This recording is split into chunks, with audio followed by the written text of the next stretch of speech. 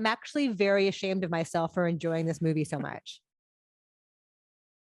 It's a very special day here at Breakfast All Day because we've got a Michael Bay movie to talk about. That is like a holiday. That is like a celebration of schlock and noise. And I have to have my fantastic friend, Tim Grierson, here from Screen International to help me sort through the subtle nuance of Ambulance. Tim, what's it about? Yes, happy Bayhem, everybody. Get out! What do you want? Just gonna borrow it. I got a cop shot. I gotta get him to the hospital. I'm gonna need you to help us. Why don't you help us? We doing hostages now? It stars Jake Gyllenhaal as Danny. He and his adopted brother, Will, played by Yahya Abdul-Mateen II, who was terrific in Watchmen and a bunch of other things. Will went off to the war. He's a former Marine. He actually needs to raise money for his wife, who needs this life-saving cancer surgery. And he goes to his old friend, Danny, for help. And Danny says, well, I got this deal. I'm going to be robbing a bank like, in 20 minutes. Do you want to come? Come along. Just tag along. And if anybody who's watching or listening to this thinks I'm being glib, that's basically what it is. It's like, your timing is perfect. We're about ready to do the heist now. Would you like to come with? That's and Will happens to be like a fantastic driver. Like this is established that he was always the driver for any missions in Afghanistan. Yes. And so, which is great because like a lot of times when you have like a former Marine in these types of movies, it helps because they're really good at action stuff. Mm-hmm. So they can actually they seem like a normal person, but they can like shoot guns and stuff. In this case, Will is an excellent driver. So he's going to be the getaway driver for the vehicle. So Will's like, I know you're a career criminal. My wife doesn't like you very much, but sure. So they go and do this bank heist in downtown Los Angeles. Because it's a movie, things do not go well. They have to make a run for it, and they have no other way to escape. And so they apprehend this ambulance that's occupied by a very no-nonsense paramedic played by Eiza Gonzalez. And they also take along this cop that Will has accidentally shot. And so they bring a cop along. And so there's the cop, the paramedic, the former Marine, and the career criminal. They all get into a bar. No, they all get into this ambulance. And this movie is about 2 hours and 15 minutes long. And I would say for the last hour and 45 minutes, this movie is basically a long, getaway chase. The cops are after them. They're trying to stay ahead of the cops. And they're trying to keep the cop they wounded alive because basically that's the only reason the cops aren't going to shoot them is they want to keep the cop inside safe. If the cop should die, then our anti-heroes are in big trouble. And so most of the movie is an elaborate chase. That's it, right? Like that's all that really kind of happens in this. I mean, it's a long chase. That's what the movie is. It's a very long chase. It's all day long. Yes. It's almost in real time. I mean, it takes place throughout the course of a day and all across Los Angeles. Yeah, this movie is nuts in the ways that you want a Michael Bay movie to be nuts. And off the top, it's super obnoxious. Tim, I was booing. I audibly booed because a couple of times, I don't know if you had this reaction as well, they're referencing other Michael Bay movies. I was cheering during those moments, but yes, you're like, yes. Remember when you sat next to me during the new Matrix movie and you could physically feel the vibration of me groaning? Yes. This is beyond that. I audibly booed when there's a Bad Boys joke. There's a joke about The Rock. I'm like, and there's this thing that he does, even by the standards of a Michael Bay movie, it's like a parody of his own really hyperkinetic muscular camera work. There's a trick that he likes where he goes up to the top of the building and goes around the top of the building and then zooms back down like it's a roller coaster and then goes down the street. There is so much insane drone work.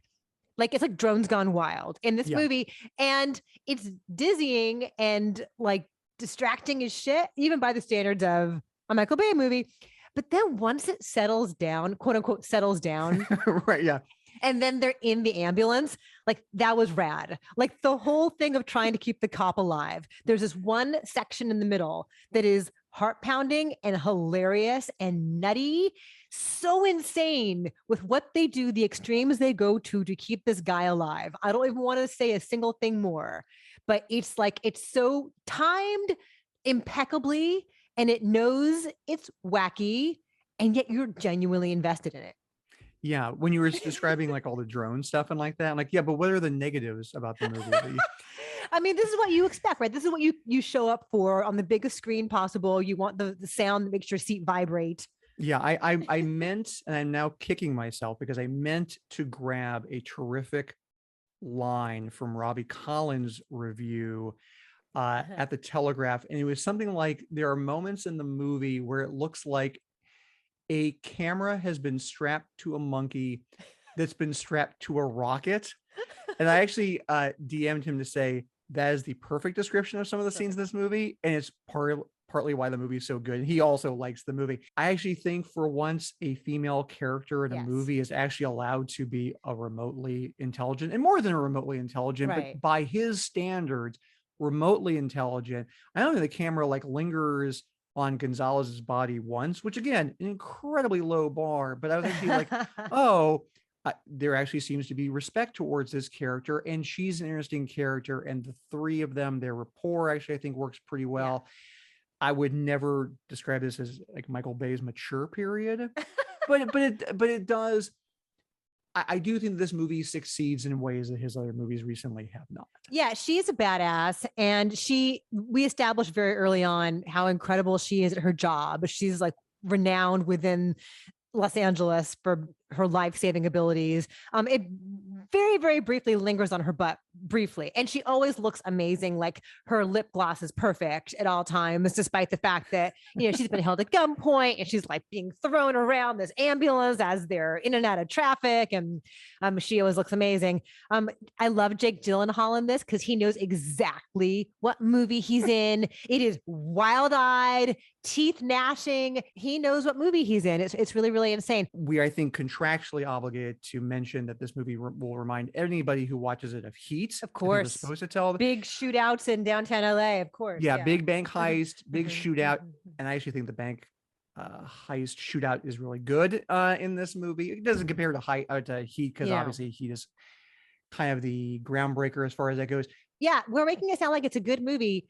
I mean, it's still like the dialogue is totally inane. Yeah, and shouted all the time. So it is up here. It's high up here at 11 all the time.